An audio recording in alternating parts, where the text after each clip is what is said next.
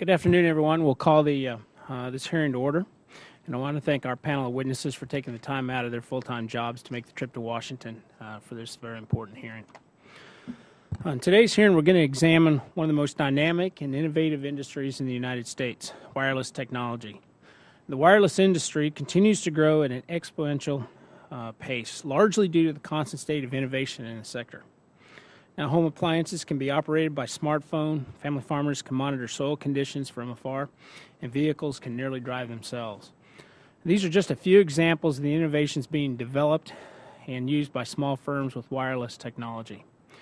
The increasing connectivity of devices to each other, commonly referred to as the Internet of Things, has the potential to be a game changer. And according to a McKinsey study, over 1 trillion things could be connected through wireless technology by 2005, resulting in a potential economic impact of $36 trillion.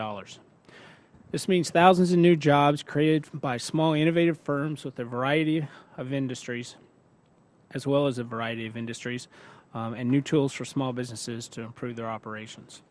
While it's easy to understand the benefits of this emerging industry, these technologies depend on sufficient access to spectrum and reliable wireless network to operate effectively. As the demand in wireless services continues to grow, the federal government must work to reallocate unused spectrum to make it more available to wireless broadband and innovative devices like these. And it's also important to note that these opportunities would not be available if not for the investment in broadband infrastructure from private sector carriers. To bring these products to the market, small businesses must navigate an assortment of challenges, including financing, marketing, and regulations.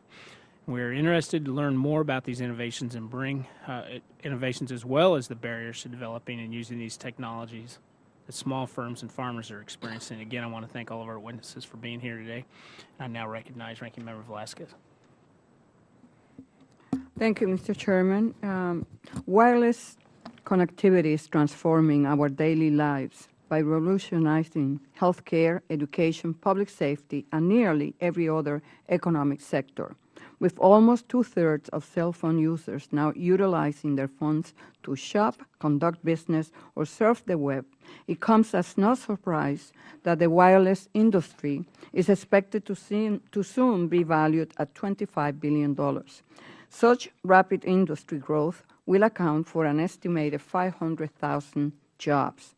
It should also come as no surprise that entrepreneurs are among the most technology-savvy consumers. Small firms increasingly find innovative ways to access untapped markets through low-cost voice and video conferencing.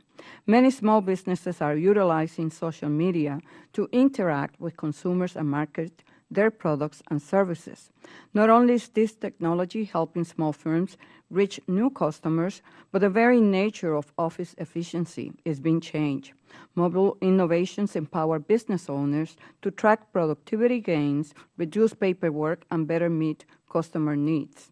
In fact, wireless technology has become so central to business operations that 65% of small firms say they will struggle to survive without it.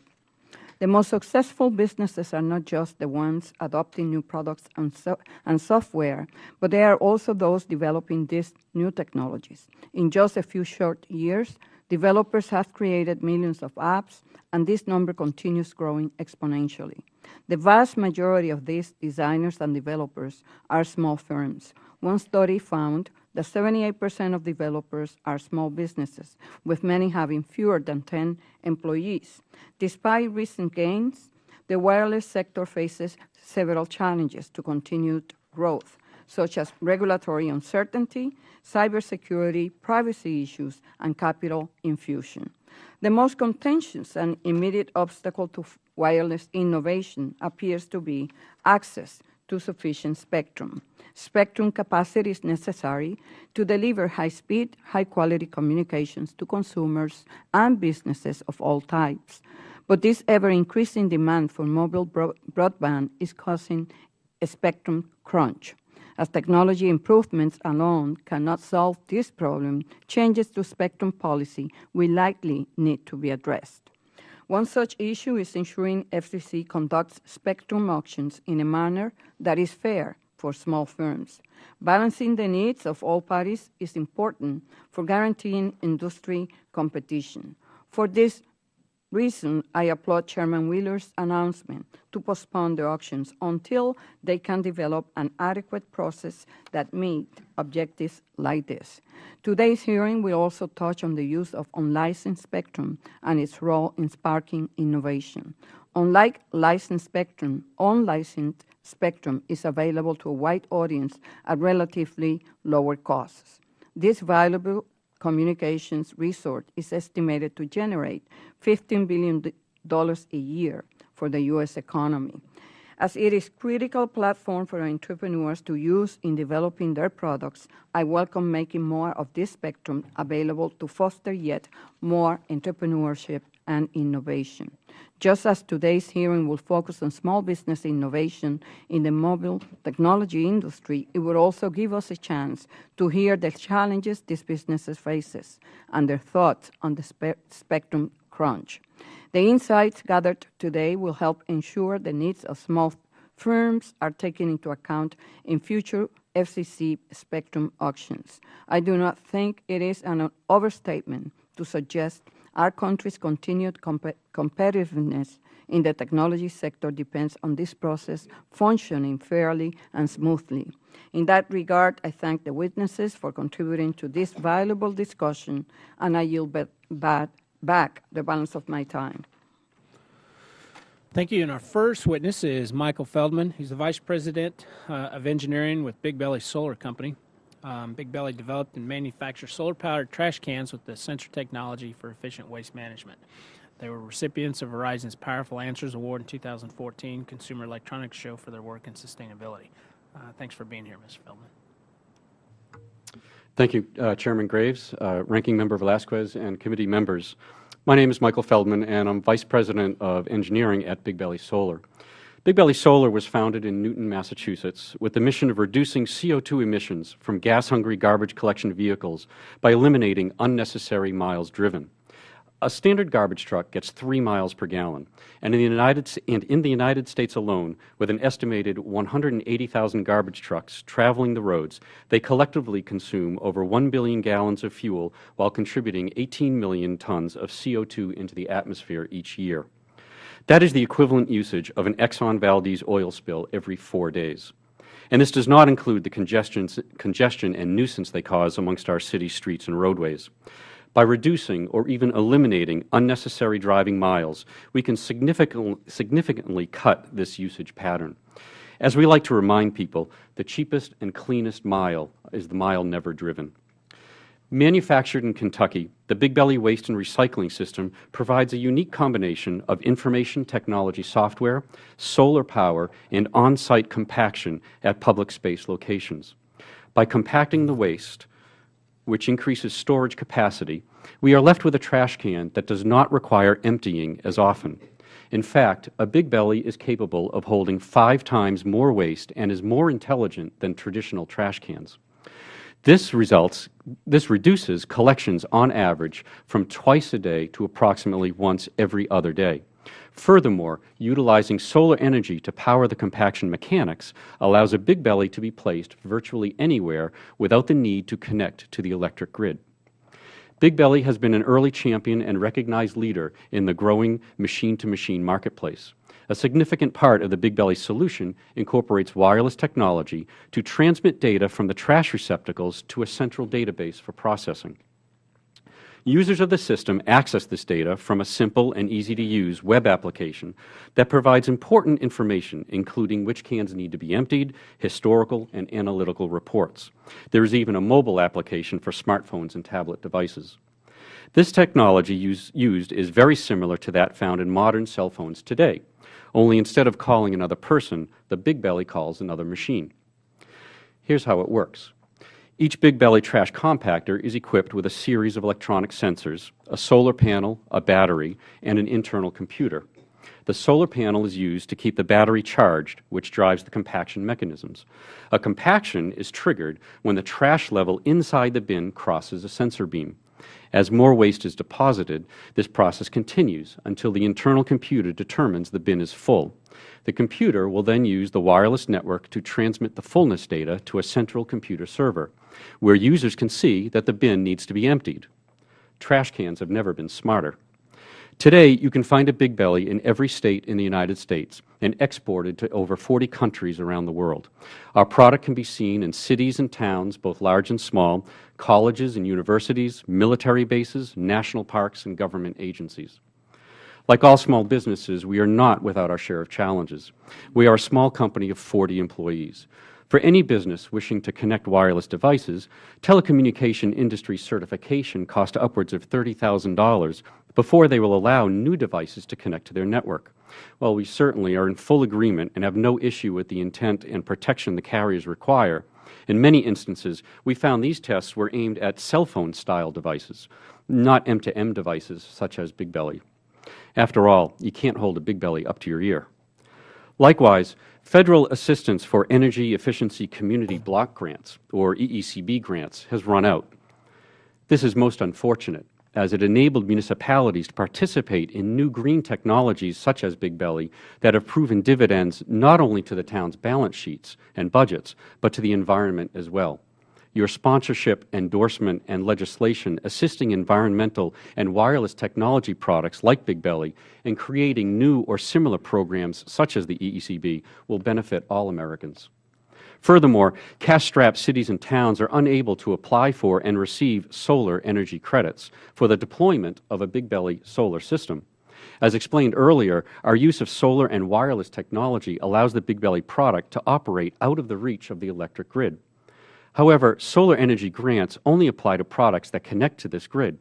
Given this positive dollar savings, environmental, and economic impact this class of product has, we asked the committee to research and investigate how these solar credits are dispersed and to implement changes that could incorporate new solar and wireless technologies like Big Belly that would enable your cities and towns to receive these credits.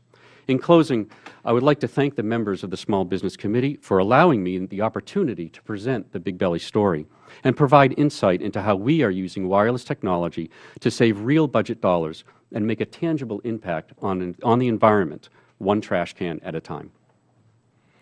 Thank you, Mr. Feldman. Our next witness is Brian Marshall. Brian's a full-time family farmer from DeKalb County, Missouri. Together with his family, he grows corn, soybeans, and wheat. Brian uses a variety of wireless technologies to increase the efficiency and productivity of his operation, and he's chairman of the Young Farmers Committee with the Missouri Farm Bureau. He's testifying on behalf of the Missouri Farm Bureau Federation and the American Farm Bureau Federation. Thanks for being here, Mr. Marshall. Chairman Graves and Ranking Member Velasquez, members of the committee, thank you for the opportunity to testify on behalf of American Farm Bureau Federation and the Missouri Farm Bureau Federation. I'm here today to discuss how the advancement of technology is affecting modern agriculture. My farm is about an hour north of Kansas City in Maysville, Missouri. Both my grandfathers farmed in the Maysville area, as does my father to this day. I'm going to share with you about some of the technologies we are using on our farm, and I hope to offer some perspective from my fellow Farm Bureau members as well. When I came back to our family farm, I didn't envision being the new tech guy.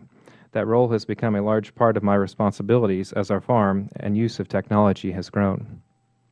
On our farm, we use GPS on 3 tractors, 2 combines, and the application rig we use to apply crop protection products. This rig I mentioned is also equipped with auto steer. Allowing a computer to guide the machine increases accuracy and allows me to more closely monitor its performance. Our rig is also equipped with a new method of application that uses a computer to manage the droplet size based on the product being applied. This keeps a consistent pattern at any speed, and the chances of off-site application are greatly reduced. The most important piece of equipment on our farm is the planter, because it's very difficult to fix a poorly planted crop. We have added aftermarket parts, such as a precision monitor, to track everything from seed placement to the amount of force that is used to put the seed in the ground. I also have an iPad that is synced to my planter monitor, running software that allows me to do real-time mapping and data analysis right there in the field. When any farmer plants in a regular shaped field, the potential for overplanting goes up. As planters have increased in size, so too has the chance for using too much seed in these fields. To reduce this problem on my farm, we have equipped our planter with roll point clutches. The clutches use a GPS signal to shut off when crossing into any part of the field that has already been planted.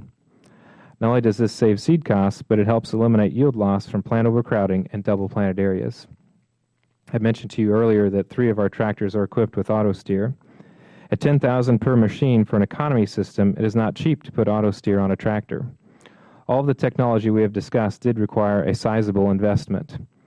However, we feel that the savings in input costs and operator fatigue, we have more than paid for these investments. Recently, Dad and I met with an agronomist to discuss what's known as prescriptions for our farm. Many farms across the Midwest have soil types and yield potential that vary widely. Our land is no different. With the technology available today, we can merge several years' worth of data to get a more complete picture of what's going on and then make more accurate decisions for every farm and every acre on that farm. Not that long ago, it took careful planning and a support team to do tedious tests just to generate a fraction of the data that we were able to get access to right now from the field, even in a combine. The new technology will undoubtedly help make farmers more efficient and allow the use of fewer inputs while increasing their overall level of output. The amount of real-time information gained at a micro level is a big change that has taken place within the last 2 years and is of concern to our organization. We refer to this issue as big data. From Farm Bureau's perspective, one of the most important issues related to big data goes directly to property rights and who owns and controls this data. In addition, since a farmer's information is valuable to these companies, farmers should have a say in and be compensated when their data is sold. There's a real need for farmers to protect their data and make sure they bargain wisely as they share their data with suppliers and companies who desire to access their information. AFBF is working to convene formal discussions with all interested parties with the goal of securing cooperation on this emerging issue among farmers, companies, and other production chain stakeholders. The future looks very impressive in terms of technological advancement in agriculture, but we should not overlook the gaps that exist, particularly in rural areas. I find it ironic that I can upload yield data in real time from my combine to the cloud as I'm shelling corn, yet it can be difficult to watch local programs on television or have a cell phone conversation in my area. I encourage the committee to share these concerns and the policies adopted by my fellow Farm Bureau members with the Federal Communications Commission, since they affect farmers and other small business owners in rural areas as well. As I have learned by attending meetings and conferences, what works on my farm may not necessarily be practical for my neighbor. America's farms and ranches vary in size and scope, and farmers need a variety of tools in the toolbox. I do not expect you to share my level of enthusiasm for real-time data collection, but I hope you are excited about farmers' use of technology to increase efficiencies, better manage their inputs, and ultimately to help us better serve consumers from my hometown all the way to New York. Thank you. Thanks, Brian. Our next witness is Leo Mccloskey, Senior Vice President at the Intelligence Transportation Society of America. Leo recently joined ITS America from a small firm, Ubiquity, an industry leader in connected vehicle technology. He has nearly 20 years of experience in this industry, including leadership positions in multiple small technology firms. Thanks for being here. Thank you. Chairman Graves, Ranking Member Velasquez, and members of the committee. Thank you for the opportunity to testify about the merging of transportation and wireless network connectivity, how it benefits the overall economy and provides opportunities for small business. I'm honored to share my views on behalf of the Intelligent Transportation Society of America, which brings together public agencies, private industry, and academic experts to advance technology solutions to the nation's transportation challenges. More than half of our nearly 500 members are private sector companies, including major automakers, high-tech, telecom, tolling, and infrastructure firms, as well as entrepreneurial small companies who are propelling innovation forward in transportation. I would like to speak with you about the wireless technologies in 2 distinct areas. The first area is the importance of transportation technologies for businesses of all sizes, and why building smart technology into the nation's transportation system is a smart investment. The second area pertains to technology innovations in transportation services, which are being driven by entrepreneurs and small businesses. The performance of our nation's transportation system is critical to the overall health and competitiveness of our economy. The objective of a transportation system, especially our national one, is to make the journey from origin to destination as efficient as possible whether it be for a product or a person. Predictability and transparency in the transportation journey and across the supply chain is essential for businesses to adequately plan their operations. Unexpected delays in shipping and receiving cost money and jobs. As we've all experienced, our national transportation system is pretty darn congested. According to the Texas A&M Transportation Institute, the annual financial cost of congestion is over $120 billion a year, wasting more than 5.5 billion hours and $3 billion in fuel costs, while pushing an additional 56 billion pounds of emissions into the atmosphere. While much of the investment required to restore our system will go towards roadways, bridges, and public transit, nearly every new transportation project should also contain a significant technology component. Research has shown that investments in technology, from adaptive signals that control traffic to electronic toll collection, have a greater return on investment than traditional infrastructure projects, while providing a safer, more efficient transportation network for businesses and the traveling public. For example, a small business like Lifespan Technologies, which is in Georgia, has developed wireless sensors that provide a detailed indication of bridge infrastructure health and can direct engineering activity to where it is most needed. Such technology pinpoints problems while removing the guesswork that comes with only visual inspections. Another small business driving the transportation technology industry forward is Savari Networks in California, which supplies the wireless technologies enabling cars to communicate with other cars, as well as the surrounding transportation infrastructure, which is intended to prevent crashes. They're now expanding into Detroit and expect to double in employee size this year. And small businesses like Streetline, Park Mobile, and Parkopedia are busy at work hiring staff to help rid the world of wasted time trying to locate parking. Using wireless technologies, each brings innovation to a very common problem that creates an average 30% of city traffic congestion. And finally, I would be remiss without noting the many entrepreneurs who are now expanding the shared ride market. Companies like Uber, Car2Go, Lyft, and RideScout are making it simpler and cheaper to go from one place to another. There are jobs in software development and service operations in all of these companies. And there are real supply problems they are solving, the efficient movement of people from origin to destination. But there are also many drivers, hard-working licensed drivers, who can now operate as independent businesses, as small business owners and operators. If we consider our nation's demographics over the coming decades, providing sensible transportation to a growing segment of the population, one which would still benefit from mobility services, as well as from much reduced risk to themselves and others while in mobility, would seem an industry worth encouraging. A key challenge, though, is collecting accurate real-time data about the operations of the transportation system in a manner that maintains anonymity and advances the deployment of transportation technology. As you can imagine, the data from a communicative transportation infrastructure is valuable to many parties. For example, states and cities need better data to manage traffic and target investments to where the needs are greatest. Fleet operators and shipping managers could use the data to dynamically adjust routes and better maintain on-time performance. And first responders could use the data to avoid route congestion or gain traffic signal priority. In short, data creates opportunity and the likelihood of more jobs, making investments in intelligent transportation systems a very smart investment for all parties. Thank you again for the opportunity to testify, and I look forward to answering your questions. Thank you, Mr. Mccloskey, and we'll have the ranking member introduce our next guest. Thank you, Mr. Chairman. It is my pleasure to introduce Mr. Darrell West, the Vice President and Director of Governance Studies and Founding Director of the Center for Technology Innovation at the Brookings Institution. He also holds the Douglas Dillon Chair at the institution. His current research focuses on technology, mass media, and public sector innovation. Prior to Brookings, Mr. West was the John Hastings White Professor of Political Science and Public Policy and Director of the Taubman Center for Public Policy at Brown University. Welcome, and thank you for being here. Thank you very much, Chairman Graves, Ranking Member Velasquez, and other members of the committee.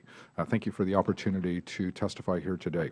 So as you've heard from my fellow witnesses, wireless communications are growing dramatically, and it's vital for economic development, healthcare, energy, agriculture, transportation, and a number of other areas.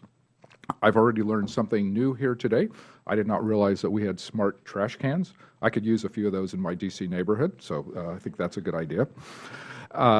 There are tremendous opportunities for small businesses in a number of different areas if we can overcome the obstacles that currently exist.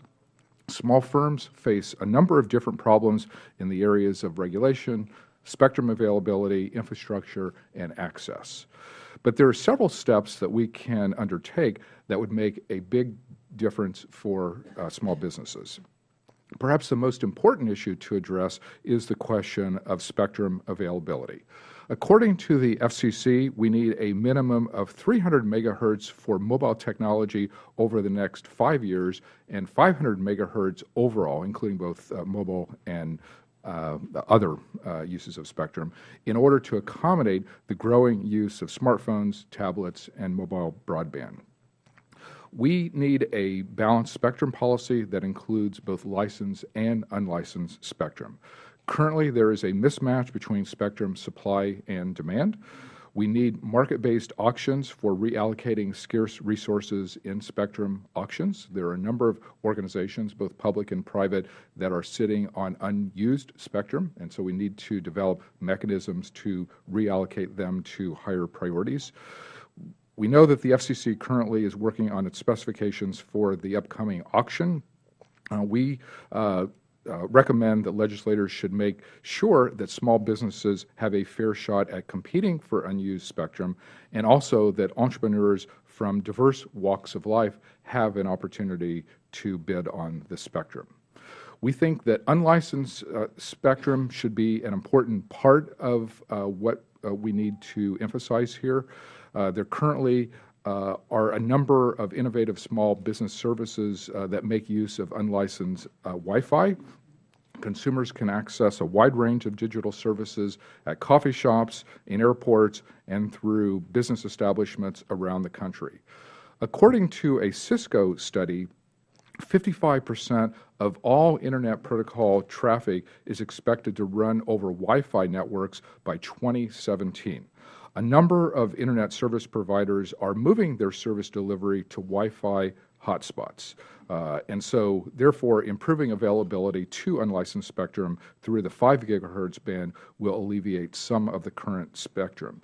There also is underutilized bandwidth in the 3.5 gigahertz band. It's possible to turn some of this low power segment into a citizens broadband service. Right now, it is deployed for naval radar utilization, but it could be used for civilian purposes in geographic areas where the Navy does not operate. And so this is an example of spectrum repurposing that would allow people to take much more effective use of those networks. We need to make more efficient use of existing spectrum. We need to determine ways to take advantage of the spectrum that we have. There have been advances in cognitive radio applications that are designed to make more efficient use of current resources. Scientists are working on ways that allow multiple non-interfering uses of various bandwidths. We need infrastructure improvements. There are new applications in a variety of areas that require high-speed mobile broadband. We need to improve our data sharing networks and promote wireless connections that take advantage of these new developments. We also need to encourage local communities to streamline the approval process for building new cell towers and laying fiber optic lines, because right now communities have a wide range of different rules depending on the area. The last point I'll make is we need to encourage higher home broadband adoption among underserved populations. About 30% of Americans lack home broadband access, and for these underserved populations, there are a variety of things that we should do to improve adoption. We could adopt digital literacy programs, improve market competition to drive down consumer costs, and develop outreach programs designed to help bridge this digital divide. So with these actions, I think both consumers and small businesses would have better opportunities to gain the benefits of the mobile economy. Thank you very much. Thank you, Mr. West. With that, we'll begin the questions with Mr. Collins. He has 5 minutes, and Thank you, Mr. Chairman. Mr. Feldman, I'm really By the way, thank you all for coming today. I'm kind of intrigued with your product. How long have you been making it? Big Belly actually started in 2003 and first started really getting traction in the city of Philadelphia, I believe was the first major deployment, and that was around 2008. So is it one size or do you have multiple sizes? What there is it's we call it a station. There's a mailbox-sized trash compactor, and it can have a companion unit next to it, which is used for recycling. The compactor does the compaction, obviously. And on the recycler side, there's actually sonar inside that can sense the height of the trash. Either of those can trigger a fullness notification. But is it one size trash can, like so? Yeah.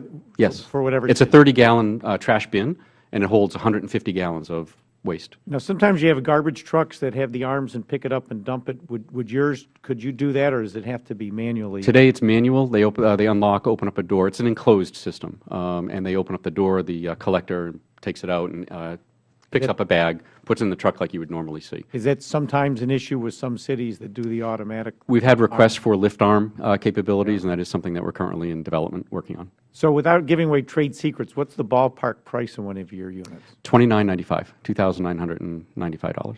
So did you see a fall off if there were the credits, as you talked about, that have now expired? What would be a typical credit, and how much of an incentive was that for the municipalities? Back in the day, it was a very large incentive to get our business going and to be what I would call a market maker. I don't know that I'm qualified to answer what impact that would have. So I can defer that question and certainly get back to you with an answer. Yeah, I mean, common sense would say municipalities are strapped for cash. They're very strapped, yeah. So if that came back, you'd probably sell more of those. Yes.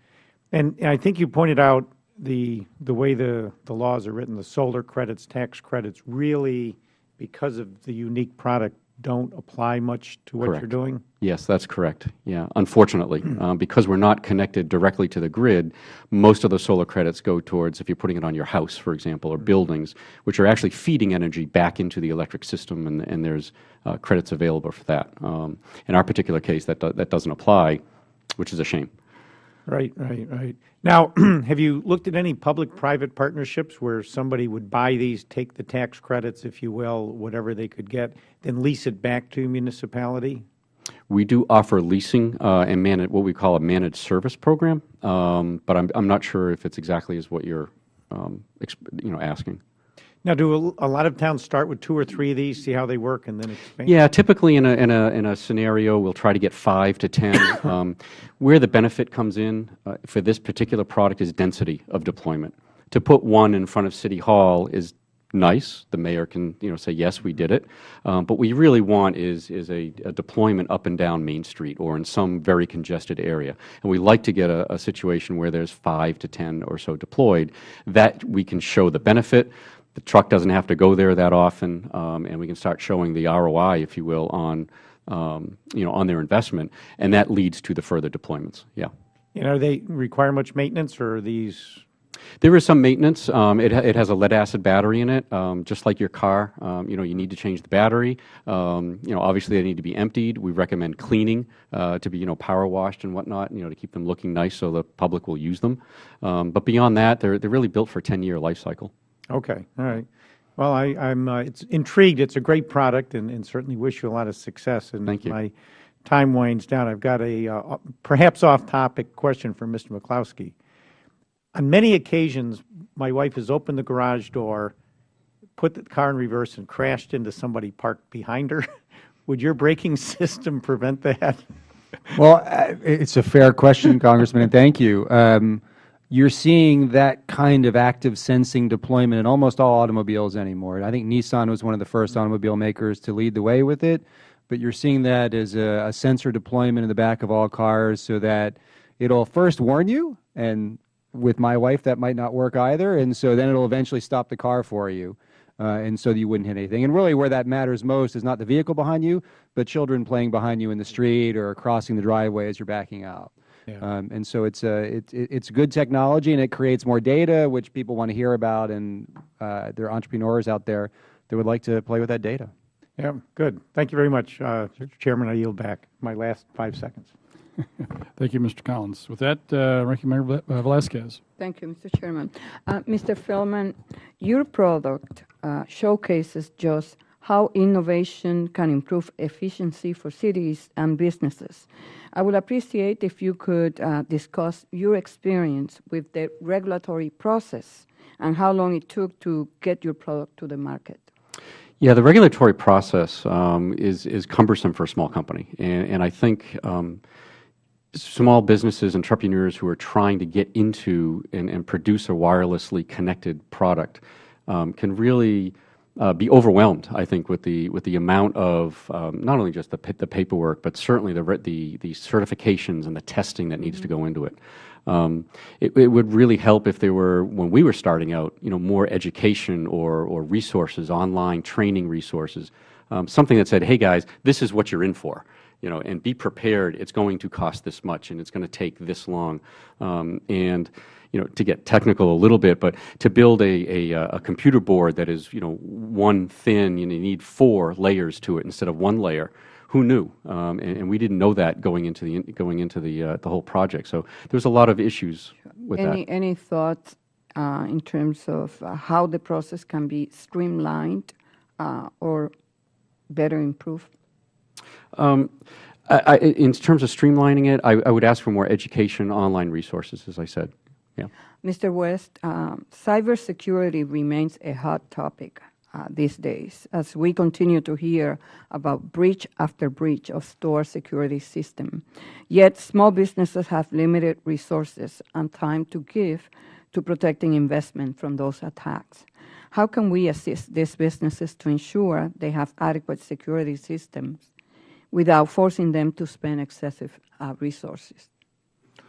A lot of small businesses don't realize that they are at risk because they think they're small, they're operating in a limited geographic area, and so therefore people would not be of interest. But what businesses have to understand is they sell things, so they have credit card numbers, and so their information is quite valuable, and they are at risk. And so there are a variety of things that they should do, some of which don't involve anything to do with government. People need to take their security more seriously. They need more serious passwords. There have been studies suggesting that some of the most common passwords are 1, 2, 3, 4, 5, things like that. So people need to get much more serious about cybersecurity. But we also think there is a role for government in some areas. For example, in the data breach area, right now, it's primarily state legislation that handles this, and so there are a wide variety of rules and regulations in place across the 50 states. So Congress might consider a national data breach law just to standardize the requirements and make sure that all companies are operating along in a level playing field. Thank you. Mr. Marshall, while access to broadband has increased in recent years, there is some discrepancy in its availability between geographic areas. Connectivity is becoming vitally important to enabling small businesses to engage in e-commerce and will be closely linked to their future success. What efforts, besides relocating a spectrum, can be taken to expand these services to small businesses? I really don't know how to answer that question. If anyone, Mr. West? I'm not sure exactly what to say on that either. Maybe I would defer to. No? Okay. Well, Mr. West, the FCC has conducted more than 80 auctions, raising tens of billions of dollars, and issuing thousands of new spectrum licenses. What makes the upcoming incentive auction so unique from previous one? What makes the upcoming auction unique is, one, we have rising demand, and so there's a greater need for this auction to be successful. And then secondly, we are pinpointing an industry, the broadcast industry, that has unused spectrum and trying to create incentives for them to sell to other people. It's a very complicated auction because Congress and the NTIA and the FCC are having to balance a lot of different things. we want money to reduce the national deficit. We want to encourage the repurposing of spectrum to higher priority areas. Congress is setting aside some of the proceeds for the first responders network. So it's important to think about how to use that auction to maximize each of those goals. It's important to promote competition so that small firms have an opportunity to bid on the spectrum. So it's very important that this be executed properly. Thank you. Thank you, Mr. Chairman.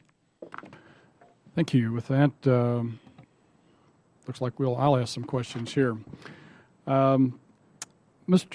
Marshall, farming is a completely different business than it was when your dad started out many years ago. And I tell people, if you want to jump into the cockpit of a combine, it will look like a cockpit of an airplane anymore with all the dials and all instruments. It's like quite a panel there. This technology is not cheap. You mentioned a while ago, I think it was $10,000 to fit one of your combines up with something. Is that right? That's correct, for an auto steer system, and that's for an economy auto steer system. I haven't purchased one in over a year, but for the one that was more accurate than the current model that I have, it was closer to $20,000 for one tractor. I assume that makes you money, otherwise you wouldn't be doing that. Mm-hmm. I mean, that's correct. It makes you that much more efficient that it saves you. Well, what's the payback? But with 1 year, the increase 2 years, in 10 years? I don't know what the actual payback is. It would depend on the item too. With something like row clutches or shutoffs for a product application rig, the payback is fairly quick, especially where we farm, where it's a lot of small fields that are irregular shaped. Having GPS to shut off a boom on an application rig or to shut off the row units on a planter can pay back very quickly. For auto steer, it's not quite as quick, but where we work a lot of hours in the spring and in the fall, the reduction in operator fatigue is worth quite a bit. I spend a fair amount of hours in a tractor in the spring, and having the auto steer there really does help me out over the course of the day. Yeah, I read an article last night and getting ready for today with your Farm Bureau president who made some points with regards to the data that's accumulated by the information, the technology on your combine, on your planter, with regards to what's planted, how much, what kind of land you're planting it on. So therefore, you get an idea of what kind of a crop you're going to get in the ground as well as get back out of the ground. And there are some concerns about the ownership of that data. Would you like to expound on that just a little bit? Sure. You mentioned in your testimony, and it is a huge issue. Yeah, it is a huge issue that's on the horizon here, coming up a lot quicker than I thought it was going to. And what has changed is that now a lot of that data is being uploaded to the cloud, or if it's not, it will be by next year. I know that there was a project out this fall where they had 1,000 combines running in the field uploading real-time data. And it's impressive what can be done. I think it has a lot of potential to really do good for the industry. But the concern that I have, like I mentioned in my remarks, is who's going to own that data and what's going to be done with it. If you have several combines running across the Midwest at harvest time, uploading data every few seconds, that's very accurate data. You are getting everything from elevation of the field, moisture of the corn, to the yield itself. And if all those combines are uploading to the cloud, and someone could access that, it would have the real ability to move a market. You look at how much time it takes for the USDA to do a survey, and even with them being more efficient than they used to be with advances in technology, it's nowhere near what we could do with this data being uploaded every few seconds to the cloud. And how much value does that have to a trader in Chicago or to someone else that's interested in markets? Can you confine that data to your own database so that with you everyone own it that's yourself, and so it's not out there for everybody else to have access to? With everyone that is using online storage now that I'm aware of, you can opt out of their collection.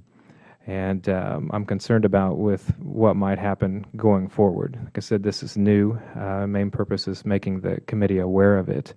But this data is going to have a big value to it. It's important not only to potentially to markets, but to seed companies as well. With the accuracy of that data, effectively what I have done just on my farm is I have set up what they call side-by-side test plots. Seed companies used to pay a lot of money for that. If you take a machinery company that is now collecting data from combines, that data that they have collected from all these farmers now has a very big value to a seed company potentially. Could save them a lot of time. Okay, you brought up a whole lot of issues here. Is Farm Bureau working on answers to this? Or are the individuals, the companies that have access to information, are they working with you to try and find ways to sort of sift through this regulatory ownership data situation here? Oh, good question. I feel like Farm Bureau has been very active in trying to see what their members feel and also talking with industry leaders on it. I've been able to talk with some industry officials as well. And again, we're at the beginning of this process. I feel like there's been some good discussion on it. But I hope that that everyone's aware of how quickly that this is progressing along. So even though we have access to gobs and gobs of data, sometimes it causes more problems than it alleviates originally, doesn't it? Let me stop there, and we've got a lot of folks who want to ask some questions yet today. With that, we go to Ms. Chu from California. Thank you. Mr. Feldman, you have quite a story with Big Belly Solar. And I'm ranking member in the Access to Capital Subcommittee, and I'm very interested to know where Big Belly Solar got funding when it started out and whether those sources have changed over time. Would you share with the committee how you got financing for your business and what obstacles, if any, did you encountered in the process? Sure, I can reveal a little bit of that. We are privately funded, and it was our founder, Jim Poss, who started the company. Really, Mom and Dad helped start the business. This was really a couple of guys in a garage, bolting some solar panels and batteries and chains together to work on the product. So that's its inception. Through the years, one of our largest distributors, Waste Management, is an investor in the company, but it's still all private money. There is no VC funding at all. There's no, nothing of that sort. So it is what we consider private money. Did you encounter any obstacles? While searching for the financing? Mm-hmm. I can't answer that. I wasn't around at the company during that time frame, so I wouldn't be able to answer that. Okay. Well, Mr. West, do technology startups face similar or different access to capital challenges compared to brick and mortar businesses? And can you expand on policy recommendations for the committee to improve access to capital for these types of companies or, if anything, all small businesses? Startups do face a lot of barriers in gaining access to capital, especially over the last few years with the financial crisis. Banks and other financial institutions often have been reluctant to take risks, and so oftentimes in an atmosphere when they're not wanting to take risks, the first people they cut off are startups and small firms. And this is unfortunate because we know that a lot of the innovation, especially in the wireless area, takes place from small firms. You have small app developers who are creating cool education or health-related apps. You have small manufacturing companies that may be designing new products or developing new services. So we think that Congress should continue the path of the Startup Act and try and ease financing for startups. That's going to be a major source of innovation. And so you could think about expanding credits that are targeted specifically on small firms with, say, under $5 million in revenue. So it's a highly targeted type of thing. You could also target on small firms that are new, meaning firms that have existed for less than 5 years. So those are a couple ways that Congress might make rules changes that would help startup firms. Okay. Mr. Mccloskey and Mr. West, while venture capitalists see the mobile app sector as the next big thing, the regulatory uncertainty has caused hesitancy by these investors. Can you elaborate on why these investors are critical to the wireless industry and how continued regulatory delay has hindered its growth? Sure, and thank you for the question.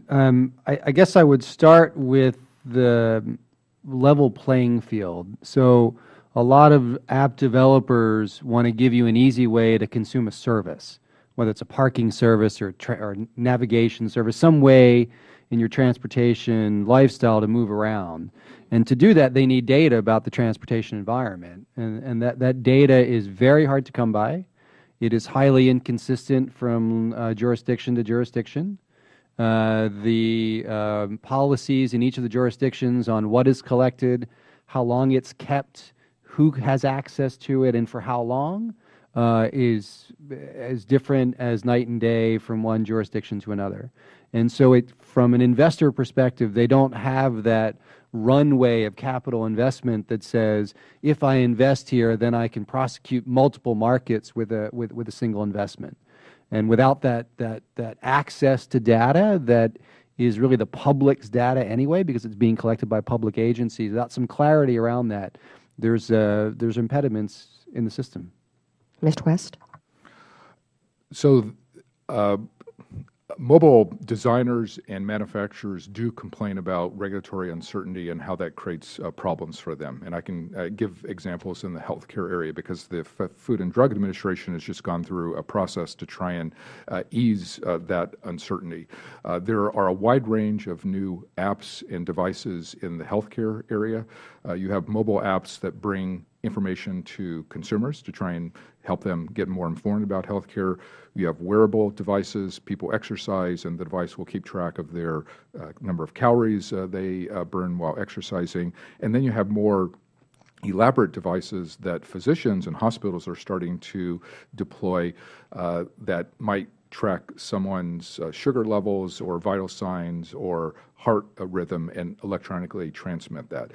And so right now, it's been difficult to get certainty in terms of what devices are subject to FDA regulation. So over the last year, the FDA has gone through this process.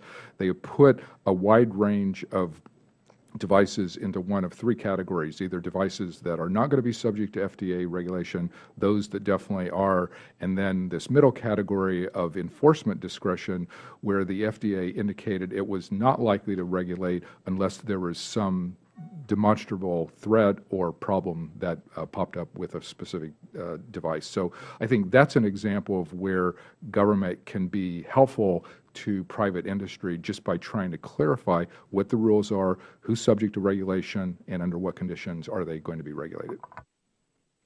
Thank you, and I yield back. Thank you. Mr. Shevit from Ohio.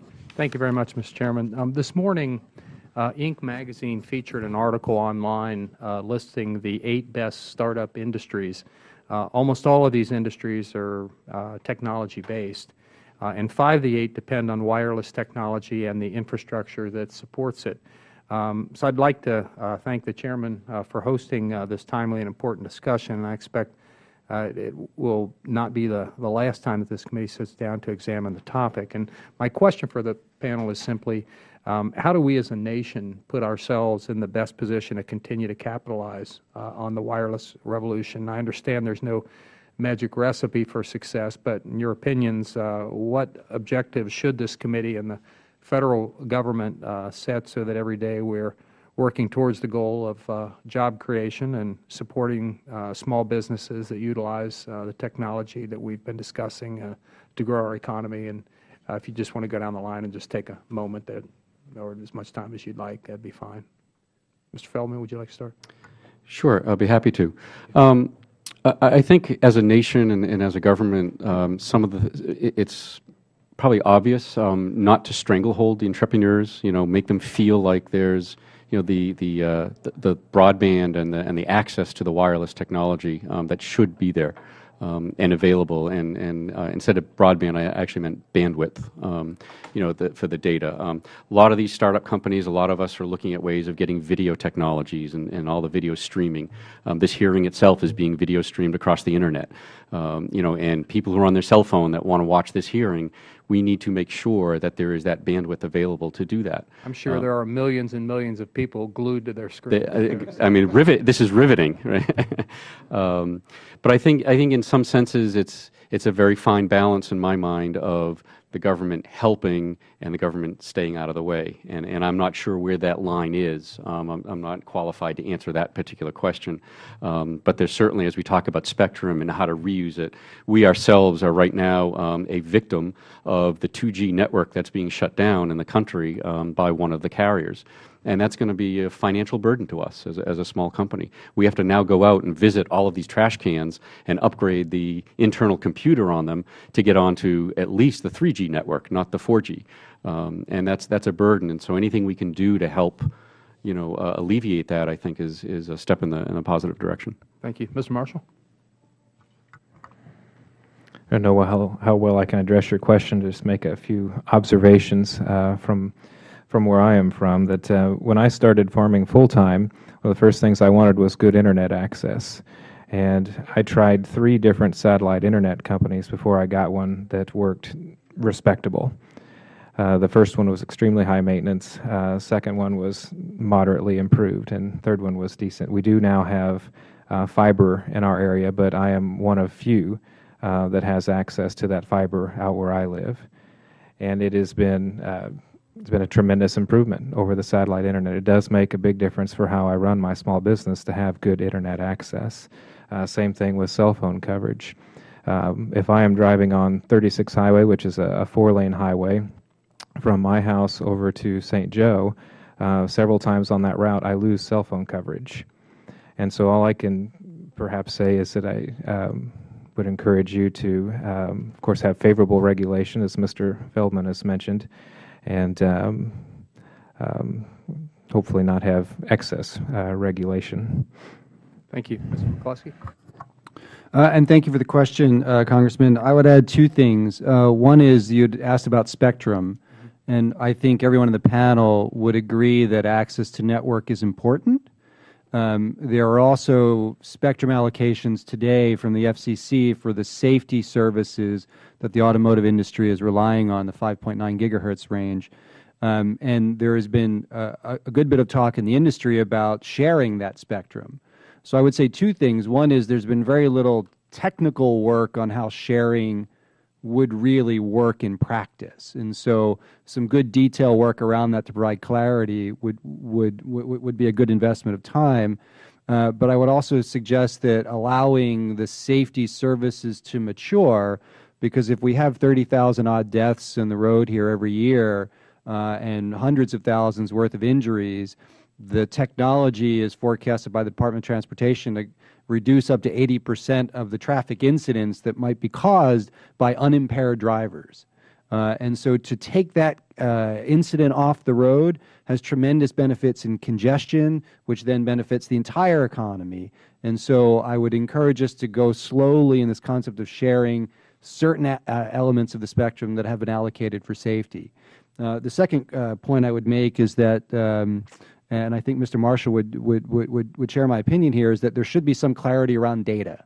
Once the data is collected, there should be some participatory way where the industry may lead but is encouraged by government in order to provide access to data for businesses that want to grow, while also maintaining anonymity for those who would contribute that data into the study. Thank you very much. Mr. Chairman, I'd ask unanimous consent if we'd have time for Mr. West to answer the question. Absolutely. Go ahead. Thank you very much. Mr. West? Thank you very much.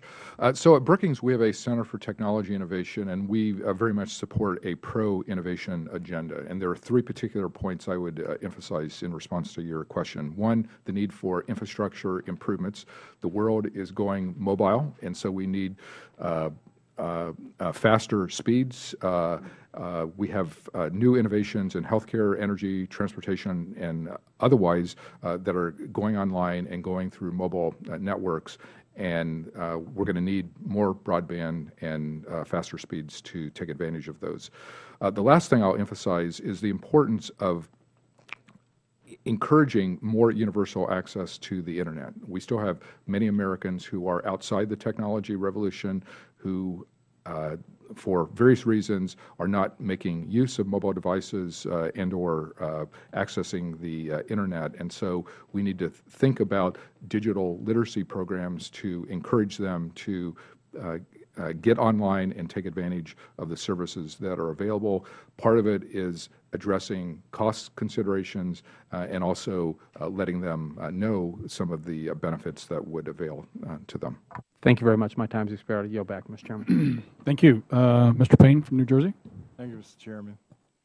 I'd like to thank all of the witnesses today for their testimony. And just a couple things in general before we start. Mr. Feldman, I believe, and correct me if I'm wrong, but Big Belly has a fairly decent presence in Jersey City, New Jersey. We do, yes. And that was through a federal grant. That was through one of the EECB grants, correct. Okay. Based on prior, I wasn't sure. I didn't know what had happened to Jersey City. I like to point out points of pride in my district when they're available. So we thank you for that. Thank you. And Mr. Marshall, in terms of the size of your farm, we've just gone through the farm reauthorization, and you know some of these definitions of big farms or small farms, or what size? I hear you talk about 3 tractors, and what size is your farm? What in acreage? We have 4,200 acres of row crop. I'd consider us to be a medium-sized farm now. I want to write that down for next year, medium. But I, as a youngster, I'm from Newark, New Jersey, but my mother was from Dinwiddie County, Virginia. And when people thought I was going for a summer retreat, I was actually going to work. I cut tobacco as an 8-year-old and shucked corn and milked cows, and everybody say, "Oh, how was your vacation?" And I'd show them my hands crumpled. But I just wanted to get an idea of, based on what you were talking about, what size your farm was. No. I'm also on Homeland Security, and I'm very interested in these kinds of technologies that are being discussed. I'm the ranking member on communications and response, emergency preparedness. I introduced a smart grid bill which deals with a study of the electrical grid across the country and seeing how we can steps to make it more resilient and where we need to upgrade in certain areas. And I'm glad to say that it was amended and added to the cybersecurity bill that just came out of Homeland Security. So we've seen, and because of that, my experience with natural disasters like Hurricane Sandy, and we see how it can devastate our power grid and expose us to cyber attacks and even harm small businesses. I'd love to hear your thoughts on specific technologies we can use in the face of natural disasters and other devastating events. Mr. West? We actually did a panel at Brookings last summer on natural disasters and the role that technology can play. And we had people from the Red Cross and some academics who studied it and so on. And what we learned is that mobile technology increasingly has become part of the way we're dealing with natural disasters, that after they hit, that sometimes cell phones and smartphones are the primary way that people access information. It's the way both organizations like the Red Cross as well as government organizations get information that allows them to allocate resources so they can get the help to the people who need it in a timely manner. We also discovered that social media networks are becoming a big part of the problem, that people now use social media to communicate all sorts of needs, and during natural disasters, that has become a tremendous source of information. So we have to figure out ways to do the data analytics so that we can mine that information in a very productive way. If I could, I would like to add that Japan learned recently after the tsunami and the Fukushima disaster that they could use their version of the safety network that the Department of Transportation announced 2 weeks ago that it was moving forward with. That's fairly well deployed in Japan at this point. And the challenge with a disaster is when it occurs, everybody goes to their mobile. They want to call their family. They want to let people know they're okay. They want to check on things. And so the network gets congested. It floods. And what they found in Japan was that with the safety network, there's a feature of the technology that allows them to suppress all of the other traffic, and then the first responders could use that underlying network as a means of communication for the first responder community. And what I'd like to point out by way of that example is that wireless networks are not about one giant network where all the video that you want can be downloaded to you. What you really want are lots of wireless networks of different features, because then if something happens to one, you have other access avenues in order for the communication to occur. And so I would encourage you, when you think about wireless networks, it's not just the services we get when we sign up for AT&T phones and our Verizon phones, but it's also the myriad ways that communication is occurring out there, and that we want them all to be available, whether it's a good event or a bad event. If I could add also something in there, probably not as much a natural disaster, but as a result of the Boston Marathon bombings last April, in response to that, a little backdrop, the Big Belly is bolted to the street. It does not move, and it has a handle that you open up and deposit your trash in, which is a very safe system because it does prevent large objects from getting inside the Big Belly. But there is a concern, of course, with any trash can at any public event that terrorist actions or just whomever may deposit explosive devices. In response to that event, we have developed a system on the Big Belly, in fact, where you can lock that Big Belly and be notified wirelessly to the security personnel or the police that there's been a breach of that trash can. So in fact, we can say, this is closed for the event, and it goes into a special mode, if you will, where if someone opens that door or attempts to breach that Big Belly, it will notify somebody, and they will get it on their cell phone, mobile phone, and back at the command center for immediate response. So that's something that we've tried to use the wireless, for ourselves and in response to some of these events that are happening, and you can't get away from it. Thank you. Thank you, Mr. Chairman. Thank you. That concludes the first round. We'll go with the second round, and I think we've got just a couple of folks that want to do that. So if you'll indulge us, panel, you're doing a great job. Ranking Member, Ms. Velasquez. Thank you. Mr. West, the FCC has several options available in designing the upcoming auction. And I just would like to ask you, one issue that is still needing resolution is whether to make it open or restricted. In terms of small businesses, what do you think is the best option? I mean, what we recommend on the auction is a balanced approach, in the sense that you need the benefits of both open and closed. We feel that, all of the businesses, including the large players like AT&T and Verizon, have a right to compete and to bid on the auction. But there also is an interest in encouraging small firms to have a fair shot at it. So there are ways to try and balance the needs of large and small firms in this regard. So you could think about putting restrictions on the number of licenses that, say, the largest companies could bid on, or you could think about a cap in terms of the overall holdings. So that's a way to kind of think about, encouraging competition, but still allowing the large firms to bid, because we're trying to get $27 billion from this auction, and so you need the large firms there because they have the deep pockets, but we also want to help the small firms and make sure they have a fair right to compete. Any other comments? Thank you, Mr. Chairman. Okay. I think Mr. Payne has one follow-up as well. Thank you, Mr. Chairman. See, Mr. West, in what ways are these new technologies creating new markets and attracting unlikely entrepreneurs?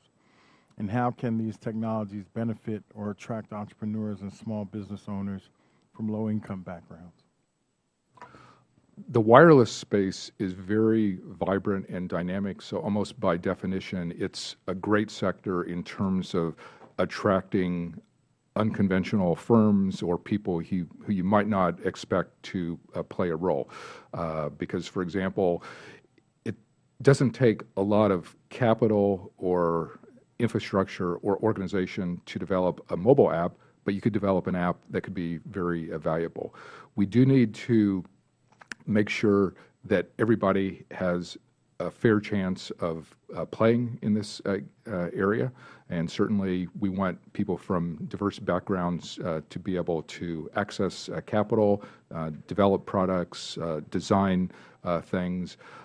We think there are long-term things like putting money into the STEM fields that would encourage women to go into those areas as well as minorities. So they're both kind of short and long-term things that we think would make a difference in that area.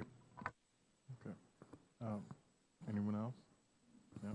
Thank you, Chairman. I yield back. Thank you. I don't have any follow-up questions. I just some observations very quickly. You know, we're talking today, our committee hearings about building on the wireless revolution, opportunities and barriers for small firms. And I think we've got 3 great examples here of opportunities that weren't available probably 10, 15, 20 years ago, that technology has enabled us to make our lives better, from making it more efficient, saving dollars, saving lives. You know, save lives with some of the things that Mr. Mccloskey talks about. So it's a wonderful thing, but each of you have pointed out some problems, things that we have to be careful of, whether it's data we have to worry about, our potential on the spectrum to make sure we allow small guys to be able to participate. Those are things that we have to think about here, and hopefully we'll have some thought on this and we can make some suggestions. But with that, I will conclude by saying thank all of you for being here today. You guys did a great job. Appreciate your testimony. It's helped us better understand the opportunities and barriers of this emerging industry. Your products and all the things that you do hold great promise for economic development and job creation across our country. Look forward to working with my colleagues to ensure that federal policies do not obstruct the continued growth and innovation, because you are the entrepreneurs. We want more folks here next year, next week, in the same panels telling us lots of great stories about things they're able to do with their products and their inventions and make lives better for all of us. With that, I ask unanimous consent that members have 5 legislative days to submit statements and supporting materials for the record. Without objection, so ordered. This hearing is now adjourned.